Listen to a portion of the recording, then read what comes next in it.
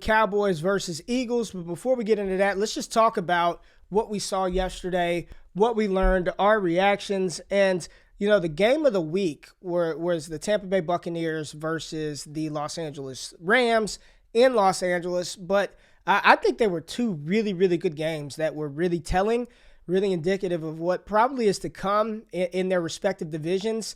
And quietly, man, that AFC West is looking just ridiculous, man. Denver's leading the way. They're 3-0. Got the Chargers, the Chiefs at the bottom of the division. The Raiders are 3-0. My Raiders got it done. They got it done versus Miami.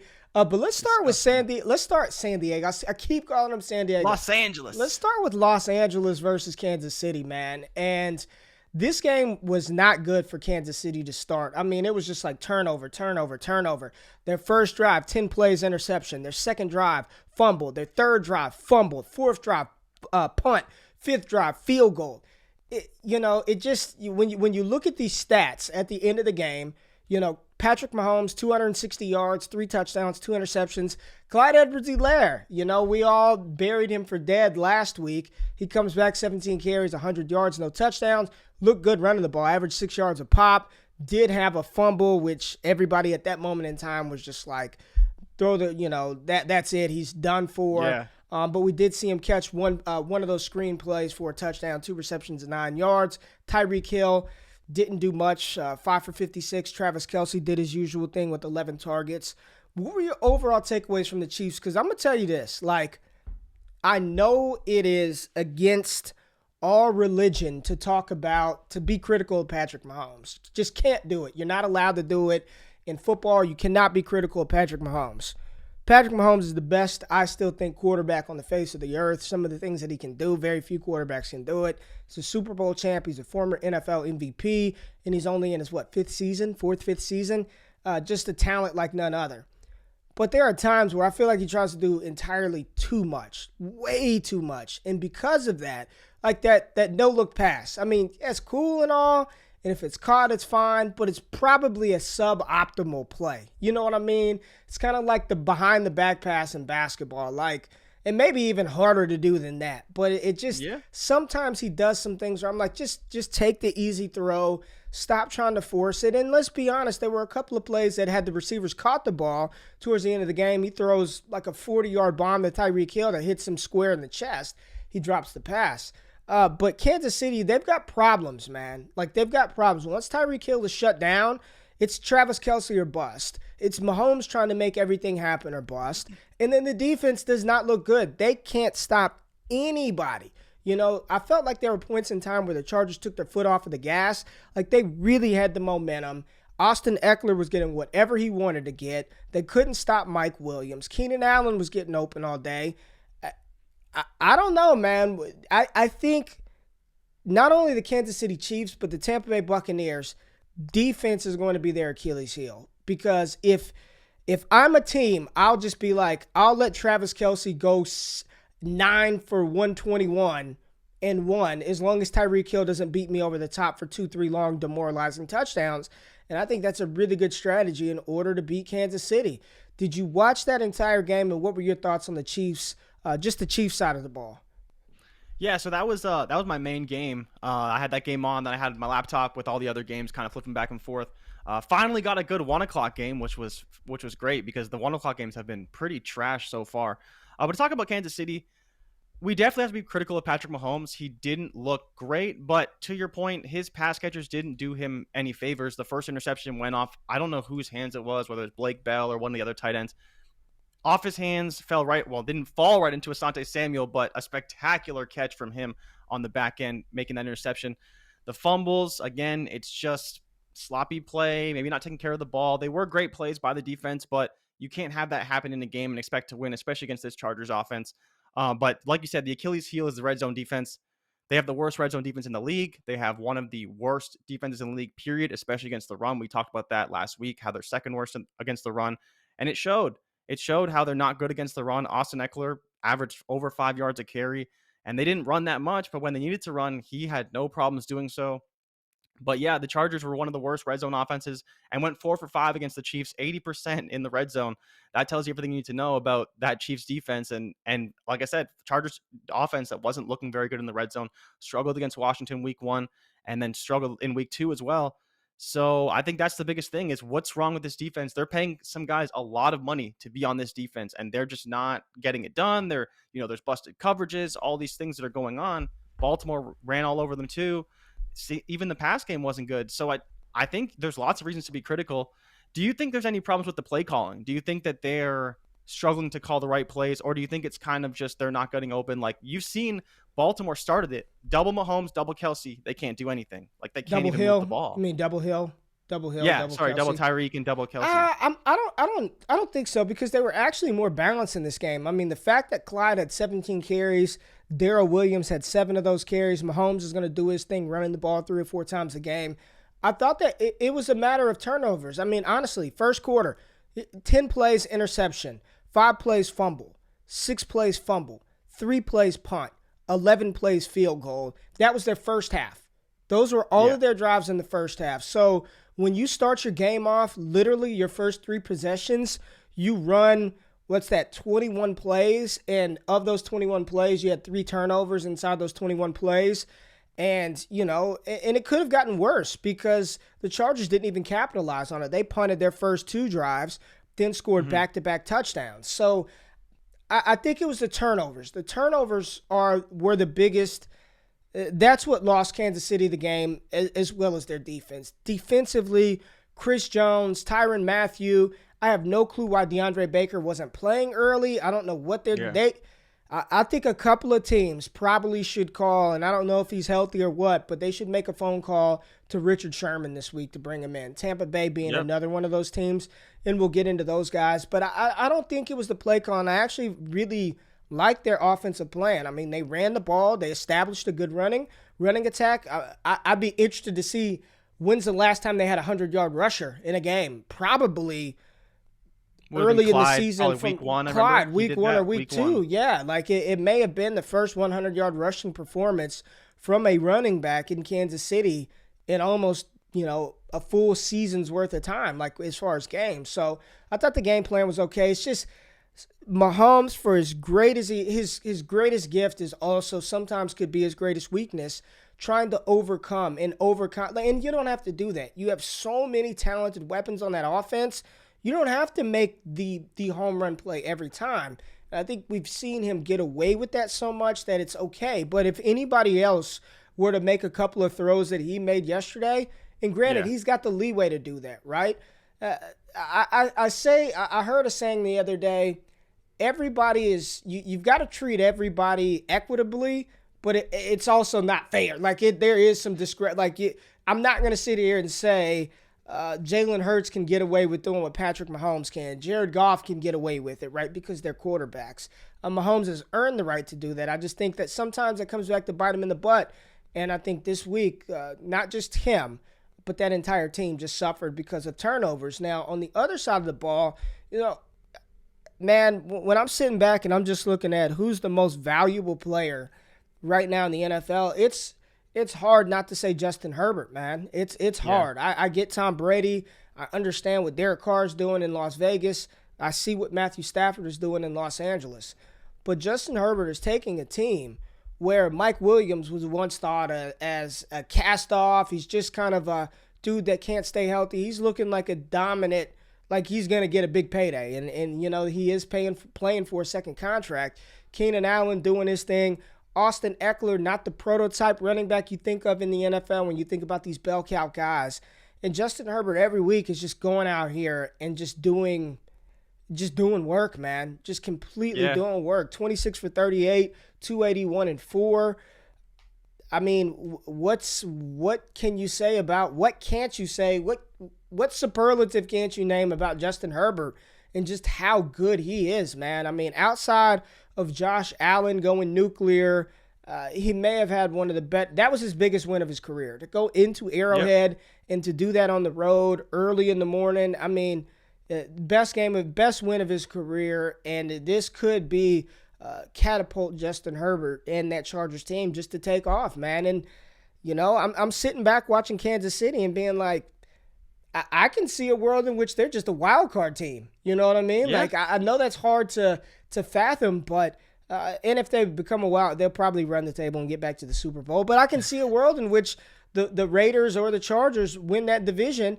And let's not sleep on what Denver's doing. Teddy Bridgewater's playing out of his mind as well. This is not a runaway Kansas City Chiefs.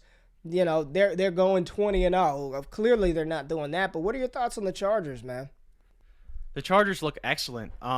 There's a lot of things you can say about them, and their efficiency wasn't great early on, but they did what they had to do to win the game, and that ultimately falls on Justin Herbert.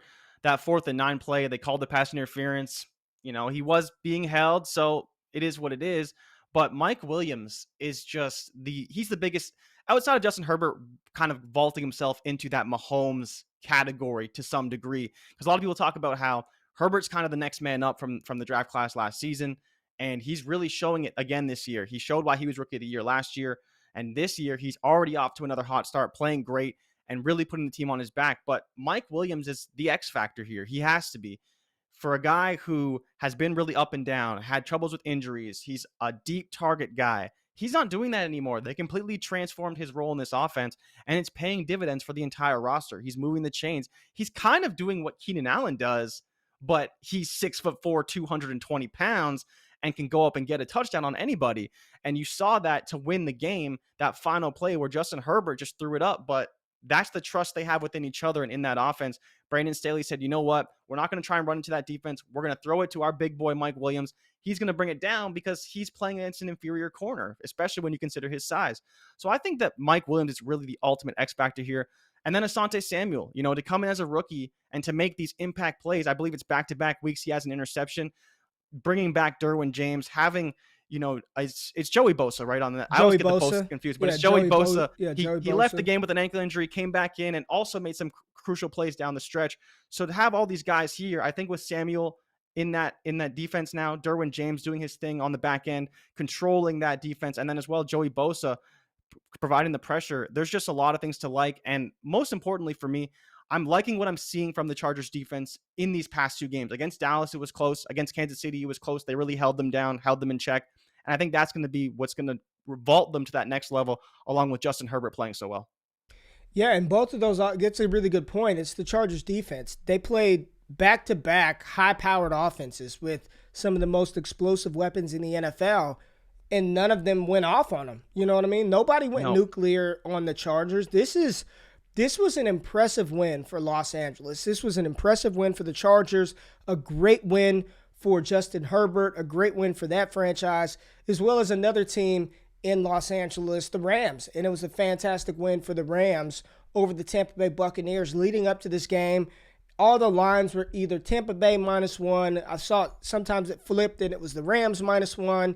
Then it was a pick 'em, but everybody, it was a coin flip for this game. The Rams and the Bucs, Tom Brady, first time playing in Los Angeles. All the stars were out. LeBron James was there. Carmelo Anthony was there. Mike Tyson was, every Dr. Dre. They're just showing just the stars. It just looks like the place to be. LA is just the place to be. And you got 2 dope teams doing awesome things. And the Rams shut down Tom. Well, let me say this. They didn't shut down Tom Brady, but Matthew Stafford outdueled Tom Brady. Tom Brady still went for over 430 passing yards. The difference is Matthew Stafford had 4 touchdowns. Tom Brady had 1 touchdown. The game started off really slow. I think it was 5 straight punts to start the game from both sides. They were just like a boxer jabbing, trying to figure it out. Didn't really know what they were what to expect, and then all of a sudden, blast from the past, Deshaun Jackson looking like that California Golden Bears D-Jax, early Philadelphia Eagles D-Jax, just going over the top.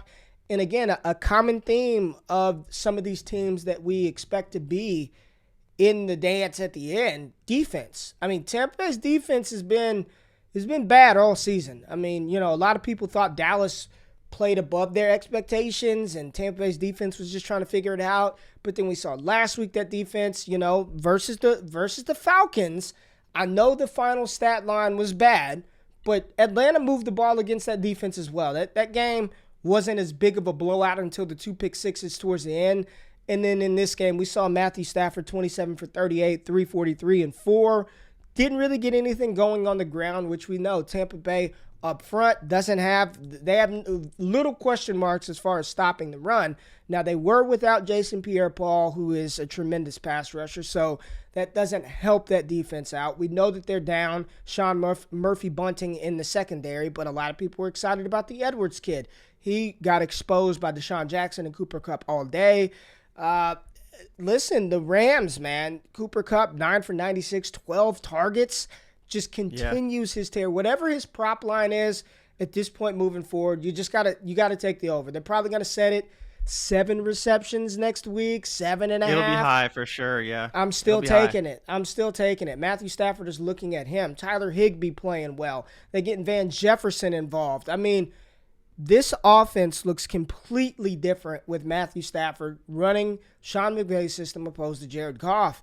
And right now, it's hard to not look at Los Angeles, especially how they're playing defensively with Aaron Donald and Jalen Ramsey, and not say that they should be the favorites to come out of the NFC. And that NFC, again, the NFC West, man, this is murderer's row. Seriously, this is a tough division. The Rams look fantastic in Tampa Bay. Tom Brady, 41-55. Old man Brady still slinging the ball around 50 times a game. Insane. He led the team in rushing. This is a problem. This is a problem for Tampa Bay. I understand the hesitancy to give Ronald Jones the ball, but then why not give Leonard Fournette the ball? They don't run, and I think that's a problem. Like, you've got to be able to at least keep defenses honest. And right now, if I'm playing against Tampa Bay, I'm not worried about any of their running backs. Like, what do? You can't just, Mike Evans, 10 targets, Chris Godwin, 7 targets, Gio Bernard, 10 targets, and Gio Bernard went down. I think he went down, and it didn't look good. So they may be out Gio Bernard, which Keyshawn Vaughn, more Leonard Fournette, more Ronald Jones. Rob Gronkowski got banged up, still fought 4 for 55, no Antonio Brown in this matchup. But big problems for Tampa Bay. Their running game is non-existent, and their secondary is suspect at best. What were your thoughts on this matchup, the Rams and the Buccaneers? Loved what I saw from the Rams. Like you talked about, the game started slow. Both teams were playing very conservatively, didn't want to show their hand too much. So no points in the first quarter, just like we all expected. But then you get, these 58 points in the last 3 quarters. But it was really the story, I think, in my opinion, the number one story is Deshaun Jackson. You kind of heard it during the broadcast and then as well post-game that Sean McVay talked about how he was kind of disappointed the first 2 weeks to not get Deshaun Jackson as involved. But you saw it this week. It wasn't just he hit the one deep ball. There was 2, or I think there was actually 3 deep balls, 2 of them that Matthew Stafford threw short, but the third one he didn't miss. And Djax he probably left 150 yards on the field because Stafford couldn't get him the ball. And that to me is the X factor here, because last year the Rams were missing that deep ball threat. Now we saw it week 1 with Van Jefferson. Week 3, we see it with Deshaun Jackson. We didn't see it against the Colts. But if they have this deep ball threat, that's what's going to really open up this offense. The running lanes they're great. Sony got all of the running work, 20 of the 21 carries, 67 yards. Doesn't look great. But if Hendo's not there, clearly it's not going to be a problem for the Rams. They'll throw the ball all day long. Matthew Stafford looked great. But when they're able to blow the top off defenses the way they haven't been able to since they lost Brandon Cooks, that's going to make the big difference. But to your point about bringing Van Jefferson in, involving him more in the offense, Tyler Higbee being more involved, Cooper Kupp being the stud outside, and then Robert Woods just kind of falling by the wayside. 6 targets, 3 receptions, 33 yards, the 5th option on this team. He's been great, but he hasn't done what we kind of expected him to do. Overall, I think it's hard to take away much from the Bucs. They just didn't play very well. I expected Chris Godwin to be more involved. He still did a lot, rushed for a touchdown. Mike Evans still heavily involved, of course. Gronk they don't know if they didn't talk about his status, but he may have a rib injury because he got hit pretty hard in that game. But he came back in, right? He was back in. Yeah, the game, he came back. So yeah, he came back, but that's gonna be rough. But then they can talk about with Gio. Gio being hurt is a big deal. People didn't talk about it enough how Brady misses that James White, and Gio in this game was that James White, his outlet. He even actually made a big play on a fumble, which I don't know if you saw that play. I thought that was a ridiculous call when they talked about his. Yeah, forward they said fumble, it couldn't be advanced? Yeah, you can't advance it. Yeah, if you fumble forward, like it's down at the recovery point, the only person that can advance the ball when it's fumbled forward is the fumbler, which would have been Tom Brady or whoever it was that fumbled the ball. But because think about that, if I'm running, I can't just toss it forward, fumble it, and have somebody else pick it up and matriculate the ball down the field. Like, the only person that can do that is the one that fumbled the ball. So so my only like issue with it was that it was never actually hitting the turf. So like, what's the difference between that and a pitch for like a forward pass? Well, then it's an illegal then it'd be an illegal. Backfield? Well, then it's an illegal forward pass because he's in front of the line of scrimmage. So No, it was in the backfield. It was in the backfield, like Brady, because he dropped back and he got it was sack fumble. That's why I thought it was weird. Like, it didn't hit the ground or anything. I don't know. That's just the damn rules. Neither here nor there. I get what you're saying. Gio Bernard is a critical piece that they had been missing that they don't know that they no longer have. So my question is there more Keyshawn Vaughn? Do they trade for a running back, or do you see more Leonard Fournette, Ronald Jones? I don't know. One of those guys has to step forward. They're not going to be able to throw the ball 55 times a game in order to win. And I just look at the Rams and think, how good would this offense be if they had Cam Akers? Like, if they had Cam Akers, unstoppable. It would be unstoppable. It would be greatest show on turf type Rams. You know what I mean? Not that good. It's not Torrey Holt, Isaac Bruce, Marshall Faulk good, but it'd be pretty damn good. It would be an amazing team. Just really impressed with that win at home for the Rams. And, to me, it was a convincing win. I mean, they won by 10, but they played really well on both sides of the ball. And Matthew Stafford just continues his tear, which he probably should be the front runner for NFL MVP at this point. You take down Tom Brady at home and probably the biggest game that Stafford has ever played in. He's got to be a front runner. Very impressed with the Rams. Very impressed with the Chargers, those two LA teams.